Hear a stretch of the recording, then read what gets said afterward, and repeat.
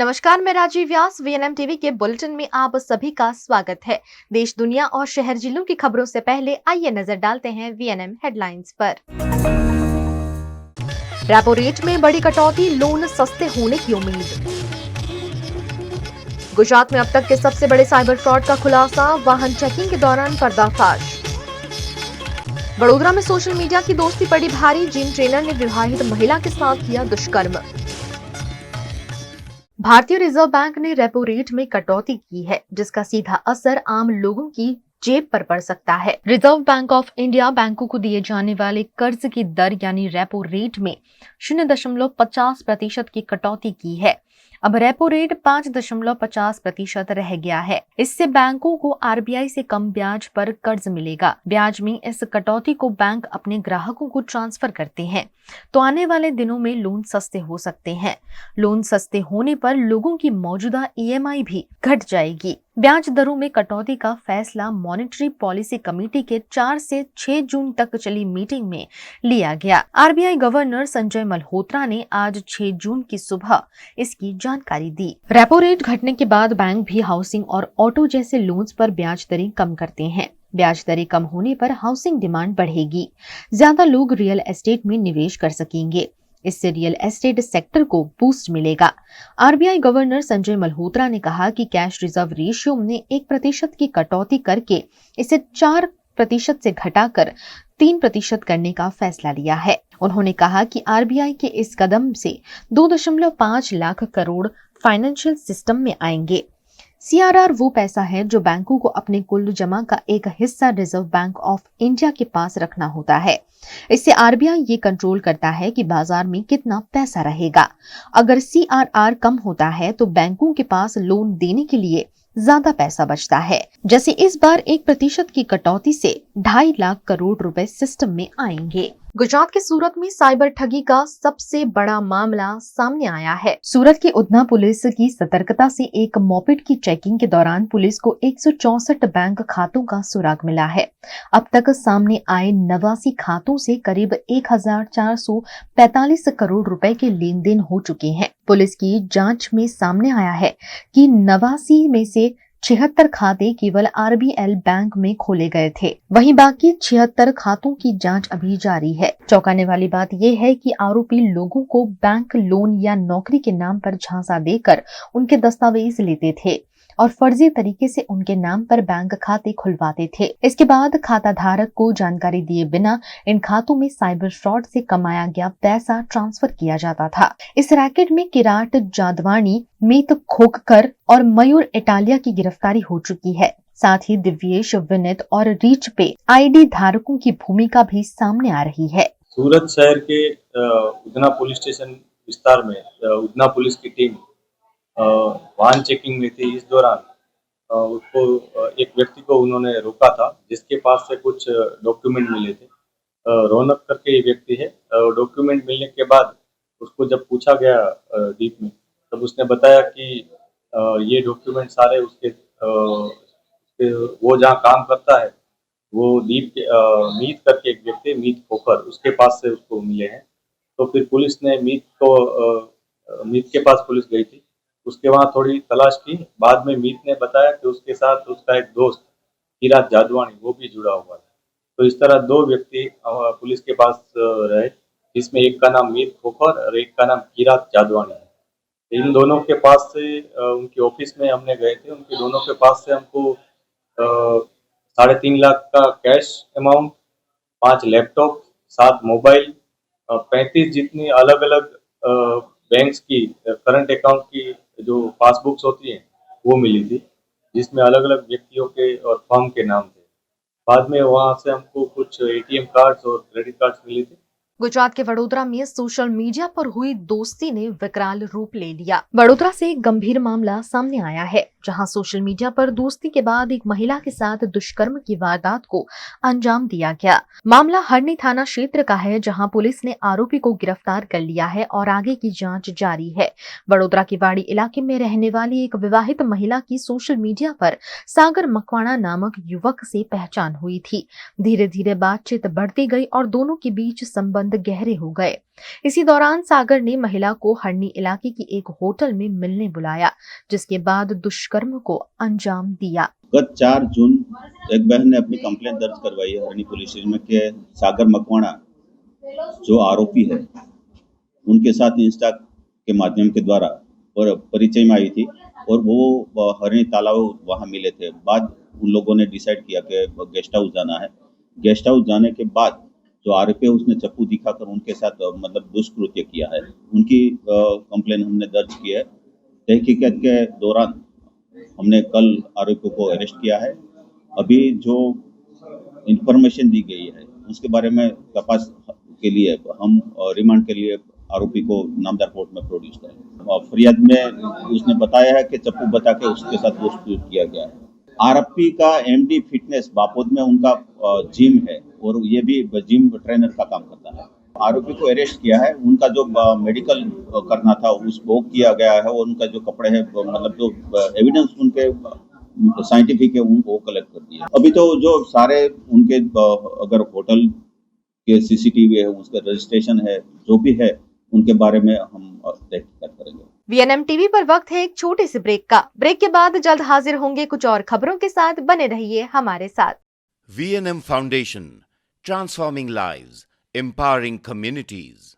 Inspired by the late Shri A.D. Vyas's life journey, the VNM Foundation was established in 2018, dedicating and making a positive and enduring impact on lives of individual and community.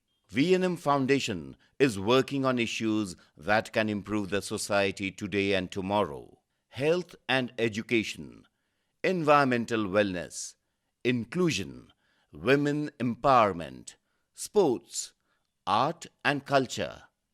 Collaborate with us. Sponsor a project through an annual CSR fund. Support activities and events for community welfare.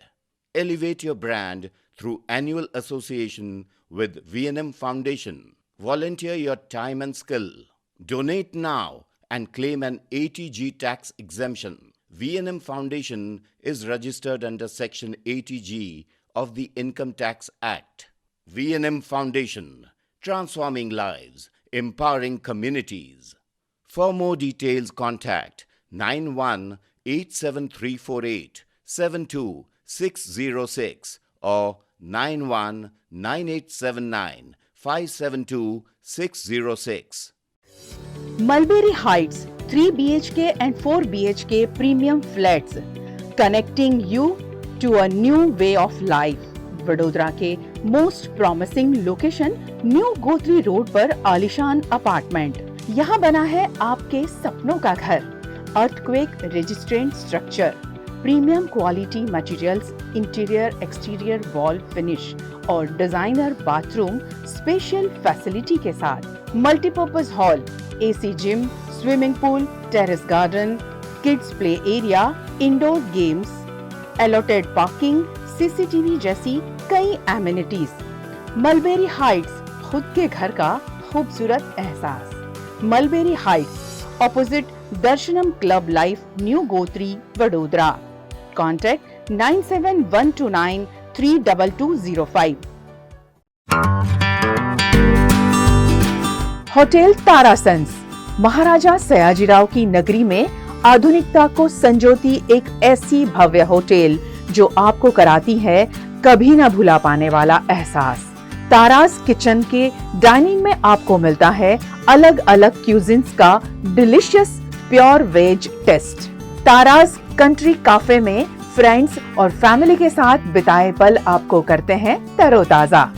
तारास bakery bytes की हर एक bite आपके taste bud को करती है satisfied. तारासंस में vacation मनाना हो या स्टेकेशन, आधुनिक लाइफस्टाइल को फुलफिल करता है एक बेहतरीन अनुभव। छोटी बड़ी पार्टी हो या सगाई शादी जैसे बड़े मौके, बिजनेस मीटिंग हो या करनी है कोई इवेंट, तारासंस के अलग अलग कैपेसिटी के बैंक्वेट आपके खास मौके को बनाते हैं बेहद शानदार।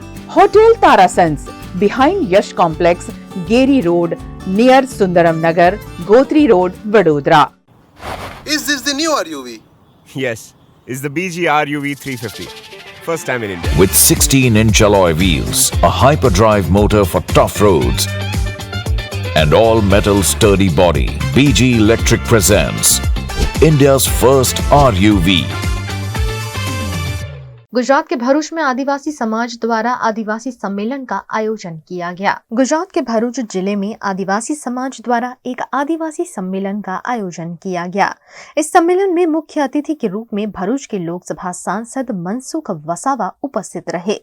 कार्यक्रम के दौरान सांसद वसावा ने पुलिस तंत्र पर तीखा हमला बोला और आदिवासी समाज को लगातार परेशान किए जाने का आरोप लगाया। सम्मेलन में बोलते हुए सांसद मनसुख वसावा ने कहा कि आदिवासी क्षेत्रों में पुलिस बार बार ग्रामीणों पर दबाव बनाती है। सरपंचों और आम ग्रामीणों को बेवजह प्रताड़ित किया जाता है। उन्होंने स्पष्ट चेतावनी देते हुए कहा, अब आदिवासियों को छेड़ना बंद करो। ભરૂચ જિલ્લા આદિવાસી કાર્યકર્તાઓનું એક સંમેલન રાખવામાં આવ્યું છે। આ સંમેલન રાખવા પાછળનો એક જ ઉદ્દેશ્ય છે કે ભરૂચ જિલ્લામાં આવતા ઘણા એવા ગામો જે છે એમાં ખાસ કરીને સરપંચો, આદિવાસી જે સરપંચો હોય છે એમને સ્વતંત્ર રીતે વહીવટ કરવા દેવામાં આવતા નથી। કેટલીક જગ્યાએ ડેપ્યુટી સરપંચ વહીવટ કરે છે, કેટલીક જગ્યાએ કોન્ટ્રાક્ટર વહીવટ કરે છે, કેટલીક જગ્યાએ તાલુકામાં બેઠેલા એન્જિનિયરો ગ્રામ પંચાયતનો વહીવટ કરે છે। અને કાલ ઉઠીને એક ગ્રામ પંચાયતમાં ગરબડ થાય તો જવાબદારી સરપંચની થાય। એટલે આવી રજૂઆત કેટલાક સરપંચોએ મને રજૂઆત કરી। એ ઉપરાંત આખા જિલ્લામાં જ જે કેટલીક ઘટના ઘટે આદિવાસીઓ સાથે તો પોલીસમાં ફરિયાદ નોંધાવવામાં આવે તો પોલીસ સમયસર ફરિયાદ નોંધે ના, ઉલટું ચોર કોટરાને દંડે તેમ આરોપીને એમ કહે છે પોલીસ કે તમે પણ સામે ફરિયાદ આપી દો, ક્રોસ ફરિયાદ। આવા અનેક પ્રકારના આખા જિલ્લાની અંદર અલગ અલગ તાલુકામાં આવા બનાવો બન્યા છે। એ ઉપરાંત જે રાજપારડીની જે ઘટના ઘટી 10-15 દિવસ પહેલા, 9મા ધોરણની ભણતી છોકરીને એના પર છેડતી કરી શિક્ષકે, એમાં પણ શરૂઆતમાં ફરિયાદ લેવાનું રાજપાડીના પીઆઈએ આનાકાની કરી। ફરિયાદ લેતા હતા પણ ખોટી લેતા હતા, પાછળથી બધાનું દબાણ આવતા એ ફરિયાદ લીધી। એના પહેલા 5-6 મહિના પહેલા એ સપનાબેન છોટુભાઈ વસાવા એને આલિફા બેગમ નામની એક છોકરી વાપીમાં જે હાલ મુંબઈમાં પણ બધે ફરતી હોય છે, એને સોશિયલ મીડિયામાં દોસ્તી કરી અને એના ઘરે આવી એને ઉઠાવી ગઈ અને ત્યાં એ મુંબઈ લઈ ગયા એ છોકરીને, સપનાને। એના પિતાએ ફરિયાદ આપી પોલીસ સ્ટેશનમાં, ડીએસપી ની ફરિયાદ આપી, પણ પોલીસે જે પ્રકારની કાર્યવાહી કરવી જોઈએ તે ના કરી। અમારા બધાનું ખૂબ દબાણ પોલીસ પર જતા પોલીસે સપનાને બોલાવી, પણ સાથે કોણ આવ્યું? સાથે પેલી આલિફા આવી અને પોલીસ સ્ટેશનમાં સપનાના બદલે જવાબ આલિફા લખાવે। અને આ કેસમાં પણ આખું ત્યાંના રાજપાડીના પીઆઈ એનું ભીનું સંકેલી લીધું। ઘણા લોકોનું એવું કેવું છે કે એમની સાથે કોઈક ને કંઈક પ્રકારનું સેટિંગ કરી લીધું, કારણ કે આલિફા એક મુસ્લિમ સંગઠન સાથે એ જોડાયેલી છે અને 5 થી 7 છોકરીના ઉપાડી જવાના હતા, પરંતુ આ એક જાગૃતિ આવીને બધા પડ્યા એટલે આ એ બચી ગઈ। આ ઉપરાંત જીઆઈડીસીઓ છે, એ જીઆઈડીસીમાં પણ સ્વાભાવિક છે કે ગરીબ પરિવારના હોય એટલે 2 સવારી 3 સવારી પણ આવતા હોય, તો એવા સંગે મેમો આપે તો વાંધો નહીં, પણ એવા લોકોને તોડ કરે અને 400, 500, 500, 1000 રૂપિયાનો તોડ કરી લે પોલીસ વાળા, અને મેમો આપે તો આરટીઓ નો મોટો મેમો આવે એટલે 5-10 હજારનો। આ રીતના પોલીસ ખાતું હંમેશા આખા ભરૂચ જિલ્લાની અંદર જ્યાં જ્યાં આદિવાસી વસ્તી છે ત્યાં કોઈ ને કોઈ રીતે એમનો જે વાત સાંભળવી જોઈએ, એમની જે યોગ્ય ફરિયાદ હોય તે સાંભળતી નથી અને કોઈ ને કોઈ રીતે એમની રજૂઆતને સાઈડ પર મૂકે। देश के प्रधानमंत्री नरेंद्र मोदी पहलगाम हमले के बाद पहली बार जम्मू कश्मीर पहुंचे, जहां उन्होंने सबसे ऊंचे रेलवे ब्रिज का उद्घाटन किया। पीएम मोदी पहलगाम हमले के बाद पहली बार जम्मू कश्मीर पहुंचे। उन्होंने यहां के रियासी जिले में चिनाब नदी पर बनी दुनिया के सबसे ऊंचे रेलवे आर्च ब्रिज का तिरंगा दिखाकर उद्घाटन किया। इसके बाद अंजी ब्रिज और कटरा में कश्मीर की पहली ट्रेन वंदे भारत को हरी झंडी दिखाई। मोदी ने कटरा में 42 मिनट का भाषण दिया, जिसमें आतंकवाद, पाकिस्तान और टूरिज्म का जिक्र किया। पीएम ने कहा, दुर्भाग्य से हमारे पड़ोस का देश मानवता का विरोधी, मेलजोल का विरोधी है। वो ऐसा देश है जो गरीब की रोजी रोटी का भी विरोधी है। 22 अप्रैल को पहलगाम में जो हुआ वो इसी का उदाहरण है। पाकिस्तान ने इंसानियत और कश्मीरियत पर हमला किया। हमने 6 मई को उस पर कयामत बरसा दी। नॉर्दर्न रेलवे 7 जून से कटरा श्रीनगर रूट पर वंदे भारत ट्रेन सर्विस शुरू कर देगी। IRCTC की वेबसाइट पर टिकट बुकिंग की जा सकेगी। हफ्ते में 6 दिन 2 ट्रेनें कटरा और श्रीनगर के बीच चलेंगी। नॉर्दर्न रेलवे ने बताया कि ट्रेन में 2 ट्रैवल क्लास है। चेयर कार का किराया 715 रुपए और एग्जीक्यूटिव क्लास का किराया 1320 रुपए है। अभी ट्रेनें सिर्फ बनिहाल में रुकेंगी। अन्य स्टॉपेज पर फैसला बाद में होगा। गुजरात के वडोदरा में जनता दल यूनाइटेड ने स्थानीय चुनाव लड़ने का ऐलान किया है। गुजरात में अब कुछ महीनों में महानगर पालिका के चुनाव प्रस्तावित हैं। इसी के तहत सियासी गतिविधियां लगातार तेज होती जा रही हैं। इसी क्रम में जनता दल यूनाइटेड द्वारा वडोदरा के सर्किट हाउस में एक पत्रकार परिषद का आयोजन किया गया, जिसमें प्रदेश अध्यक्ष विश्वजीत सिंह और वडोदरा अध्यक्ष मृत्युंजय सिंह ने उपस्थित रहकर स्थानीय चुनाव लड़ने का ऐलान किया। आगामी चुनाव को लेकर गुजरात में हम लोकल जो भी चुनाव है वो चुनाव हम हर जगह लड़ रहे हैं, चाहे वो अहमदाबाद हुआ, बड़ौदा हुआ, राजकोट हुआ, जूनागढ़ हुआ, जितने भी लोकल चुनाव हैं, जिला पंचायत एवं कॉर्पोरेटर के जो भी चुनाव है, हम इंडिपेंडेंट पार्टिसिपेट कर रहे हैं। इसमें हमारा किसी के साथ कोई गठबंधन नहीं। हमारी तैयारी तो हर सीट पर है, तैयारी तो हर सीट पर चुनाव लड़ेंगे। जब चुनाव लड़ने आए हैं तो हर सीट पर चुनाव लड़ेंगे। लोकल मुद्दे हैं, जो लोकल मुद्दे हैं, जो आप देखिए, हम सभी लोग लोकल मुद्दे पर चुनाव लड़ते हैं। तो लोकल मुद्दे हर डिस्ट्रिक्ट का अलग अलग मुद्दा होता है। चाहे मुद्दा यहाँ का मुद्दा है तो अलग मुद्दा है। यहाँ का जो गुजरात का ये बड़ौदा का मुद्दा है, पानी भर गया था, जल जमा हुआ था, ये चीज़ दोबारा रिपीट नहीं होना चाहिए। लेकिन सीट निकालने के बाद तो हम ये तो बैठ के बात करने वाली हम पार्टी की इकाई की बात है। सीट हम चुनाव लड़ेंगे, अपनी कोशिश करेंगे कि हम सीट निकले। मैंने क्या बोला कि मैंने आपको पहले ही बोला कि हर जितने भी वार्ड हैं, पूरे गुजरात की बात कर रहा हूँ मैं, गुजरात की बात नहीं कर रहा हूँ, जहाँ मेरे अच्छे कैंडिडेट मिलेंगे, अच्छे लोग मिलेंगे, चुनाव लड़ेंगे। और जमीनी लेवल पे एक सिपाही की तरह काम करते हैं, निस्वार्थ। विकास के मुद्दे पर हम लोग चुनाव लड़ने वाले हैं। वडोदरा विकास से वंचित है, इसके लिए वंचित है, पेपर में कुछ और है और काम कुछ और होता है। हमारे किसी पार्टी के मुद्दे पर नहीं लड़ना है, हमको विकास के मुद्दे पर लड़ना है। हमेशा बाढ़ में एक ही चीज दोहराया जाता है और हमेशा एक ही टारगेट होता है कि बाढ़ में इतना नुकसान हो गया। वादे पर वादा होता है, आगे कुछ होता नहीं।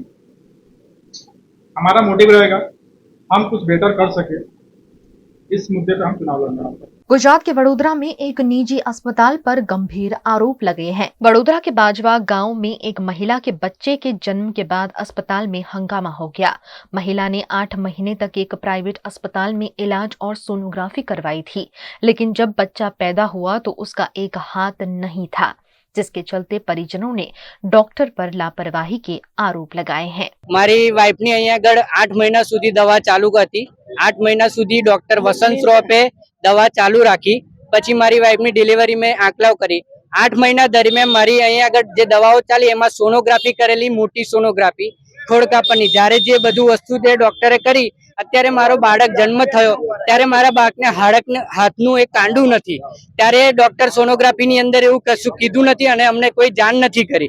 અત્યારે પૂછવા આવ્યા છે કે એમનો છોકરો અમને મારવા માટે લાકડી લઈને આવ્યો અને ડોક્ટર કે આવી જાણકારી ના ખબર પડે।